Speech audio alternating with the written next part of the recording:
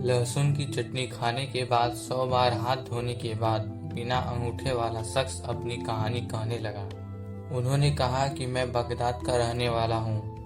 हारून रशीद का शासन था। मेरे पिता एक बड़े व्यापारी थे, लेकिन अपने आलस्य के कारण वे व्यवसाय को ठीक नहीं कर पाए। कुछ समय बाद मैंने उनका व्यवसाय संभाला। तब मुझे पता चला कि उसने कई लोगों से कर्ज लिया है। उसी समय मेरे पिता की मृत्यु हो गई और मैंने धीरे धीरे अपना व्यवसाय संभाल लिया और सभी कर्ज चुका दिए। मैं बड़े आराम से अपने कपड़ों का व्यापार कर रहा था। इसी बीच एक दिन सुबह सुबह बाजार में मेरी दुकान के सामने पालकी में बैठी मास्क पहनी एक लड़की अपने परिचारकों के साथ आई। उसके नौकरों ने उसकी पालकी उतार दी और उससे कहा कि हम बहुत जल्दी बाजार आ गए हैं, यहाँ अभी कुछ नहीं खुला है। उस लड़की ने मेरी दुकान खुली देखी तो मेरी दुकान पर पहुंची और मुझसे जरी का कपड़ा मांगने लगी। मैंने उससे कहा कि इस दुकान में सादे कपड़े ही मिलते हैं। यह सुनते ही उन्होंने कुछ देर के लिए अपना मास्क उतारा और चेहरे से पसीना पोंछकर दोबारा पहन लिया। उसका चेहरा देखते ही मुझे उससे प्यार हो गया। फिर मैंने उस लड़की से कहा कि तुम मेरी दुकान पर कुछ देर रुको, जैसे ही बाजार खुलेगा मैं जरी का काम करने वाले व्यापारियों से अच्छे कपड़े ले आऊंगा। आप उनमें से कुछ चुन सकती हैं और उसे अपने साथ ले जा सकती हैं। मेरी बात सुनकर वह लड़की खुश हो गई। बाजार खुलते ही मैं सभी व्यापारियों के पास गया और कपड़े ले आया। उस लड़की को कपड़े पसंद आ गए। मैंने उसे बताया कि कपड़े की कीमत 25,000 रुपए है। वह खुशी खुशी मान गई और कुछ देर मुझसे बातें करके वापस चली गई। बातों बातों में मैं उससे पैसे लेना भूल गया और मैं न तो उसका नाम जानता था और न ही उसका पता। मैं परेशान हो गया। दिन के अंत में सभी व्यापारी अपना पैसा लेने आए। मैंने सभी से कहा कि मैं 1 हफ्ते के भीतर उनका पैसा दे दूंगा। 1 हफ्ता बीत गया, लेकिन वह लड़की पैसे देने नहीं आई। मैं परेशान था। फिर 8वें दिन वह लड़की आई और सारे पैसे दे दिए और मैंने सबका कर्ज चुका दिया। कुछ दिन बाद वह फिर दुकान पर आई और मुझसे कुछ जरी के कपड़े ले गई, जो मैं दूसरे व्यापारियों से लाया था। इस बार फिर वह पैसे दिए बिना चली गई। मैंने सोचा था कि वह वापस आएगी, लेकिन वह 1 महीने तक नहीं आई। कर्ज चुकाने के लिए मैं रोज कारोबार से कमाए गए पैसों की थोड़ी थोड़ी रकम उन कारोबारियों को देता था। करीब 2 महीने बाद वह लड़की मेरे दुकान पर फिर आई और सारे पैसे देते हुए मुझसे पूछा कि क्या तुम्हारी शादी हो चुकी है। मैंने कहा नहीं। तब उस लड़की के साथ आए नौकर ने मेरे कान में कहा कि यह राजा हारून रशीद की पत्नी की खास दोस्त हैं, जो आपको पसंद करती हैं। अब तुम उन्हें बताओ कि तुम उनसे शादी करोगे या नहीं। मैंने झट से उस सेवक को अपने हृदय के प्रेम के बारे में बता दिया। नौकर ने मेरी बात उस लड़की को बताई और जवाब में लड़की ने कहा कि 10 दिन बाद मैं अपने नौकर को भेजूंगी, तुम उसके साथ चले आना। 10 दिन बाद वह नौकर आया और मुझे नदी पर ले गया। वहाँ बड़े बड़े संदूक थे। उस नौकर ने मुझे एक डिब्बे में लेट जाने को कहा। मैंने वही किया। उसके बाद वह लड़की भी वहां आ गई और एक नाव में बैठ गई। सभी संदूक भी उसी नाव में रखे हुए थे, जिनमें से एक में मैं भी था। थोड़ी ही देर में नाव राजा के महल के पास पहुंच गई। नाव से सभी डिब्बे उतारे गए। उसके बाद सिपाहियों ने इसे जांचने के लिए संदूक के अंदर देखने को कहा। मैं डर के मारे डिब्बे के भीतर ही बैठा यह सोच रहा था कि किसी ने देख लिया तो मौत निश्चित है। लड़की ने सिपाहियों को बताया कि इसमें राजा की पत्नी का कीमती सामान है।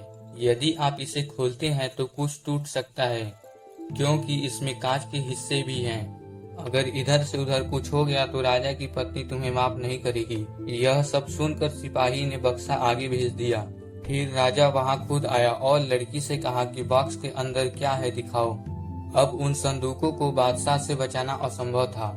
लड़की ने बड़ी चतुराई से सारे डिब्बे दिखा दिए।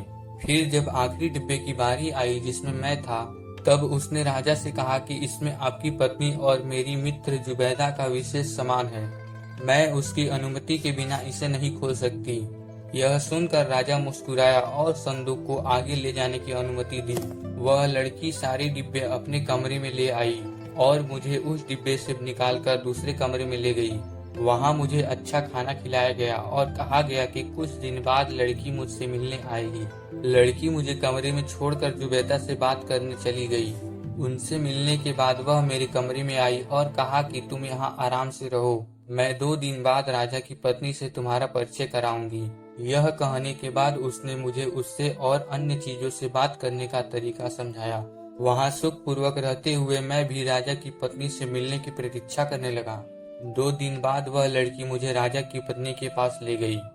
उसने मुझसे काफी देर तक बात की और फिर 10 दिन बाद अपने दोस्त की शादी कराने का वादा किया। इस बीच जुबैदा ने राजा से बात की और उन्हें शादी के लिए तैयार किया। 10 दिन बाद हम दोनों ने बड़ी धूमधाम से शादी कर ली। कई तरह के व्यंजन बनाए गए थे। सभी मेहमानों ने खाना खा लिया। मैंने और उस लड़की ने भी खाना खा लिया। उस दिन खाने में लहसुन की चटनी बनी हुई थी। मुझे यह बहुत पसंद आया। मैंने इसे बहुत खाया। खाना खत्म करके मैंने फिर से एक उंगली से चटनी निकाला और खा लिया। फिर मैंने हाथ धोने की बजाय पास में रखे कपड़े से अपनी उंगली पोंछ ली। कुछ देर बाद मैं और मेरी पत्नी कमरे में चले गए। कमरे को सभी नौकरों ने बहुत अच्छे से सजाया था। सब चले गए तो मैंने उस लड़की को अपने हाथों से पकड़ लिया। जैसे ही मैंने उसे छुआ वह जोर जोर से रोने लगी। तब सभी नौकरों ने आकर पूछा कि क्या हमसे कोई गलती हुई है। उसने नौकरों से कहा कि इस आदमी को पकड़कर जमीन पर लिटा दो, इसे तुरंत मृत्यु दंड दो। मैंने डर के मारे अपनी पत्नी से पूछा मैंने क्या किया है। फिर उसने गुस्से से कहा कि तुम्हारे हाथों से लहसुन की गंध आ रही है। तुम इतने गंदे आदमी हो कि लहसुन की चटनी खाकर हाथ भी नहीं धो सकते।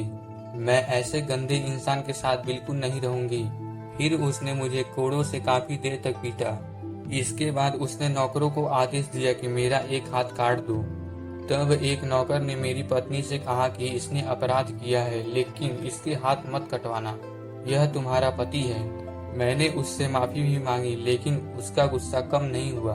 उसने सभी नौकरों से कहा कि इसे कसकर पकड़ लो और चाकू से इसके सारे अंगूठे काट दो। फिर कहा कि इन कटे हुए अंगूठों को देखकर तुम्हें हमेशा याद रहेगा कि तुमने क्या गलती की थी। यह कहकर वह चली गई और मैं दर्द से कराहने लगा। तभी एक नौकर ने कटे हुए अंगूठे पर दवाई लगाई। खून बहना बंद हो गया था, लेकिन हाथों का दर्द ठीक नहीं हो रहा था। मैं दर्द से कराहते हुए सो गया। 10 दिन तक नौकरों ने मुझे वैसे ही बांध कर रखा। एक दिन नौकरों से अपनी पत्नी के बारे में पूछा तो उन्होंने बताया कि लहसुन की गंध से वह बीमार हो गई है। करीब 1 महीने बाद वह मुझसे मिलने आई, लेकिन उसका गुस्सा कम नहीं हुआ था। तब मैंने उससे कहा कि अब ऐसा खाना खाकर मैं 100 बार हाथ धोऊंगा। यह सुनकर उन्होंने मुझे माफ कर दिया। हम खुशी खुशी एक साथ रहते थे, लेकिन मैं शाही महल के केवल एक हिस्से में ही प्रवेश कर पाता था। इसलिए मुझे लगा कि अच्छा सा घर खरीद लेना चाहिए और अलग रहना चाहिए। मेरी पत्नी ने मुझे कुछ मुद्रा दी और मैंने जल्दी से एक अच्छा घर खरीद लिया। वहां जाकर हम एक खुशहाल परिवार की तरह रहने लगे। मैंने अपना व्यवसाय फिर से शुरू किया। हमें किसी चीज की कमी नहीं थी। इस बीच एक दिन मेरी पत्नी बीमार पड़ गई और उसकी मृत्यु हो गई। फिर मैंने दूसरी शादी कर ली, लेकिन कुछ समय बाद उसकी भी बीमारी के चलते मौत हो गई। तब मुझे लगा कि यह घर खराब है, इसलिए मैं इसे बेचकर फारस चला गया और फिर समरकंद आ गया।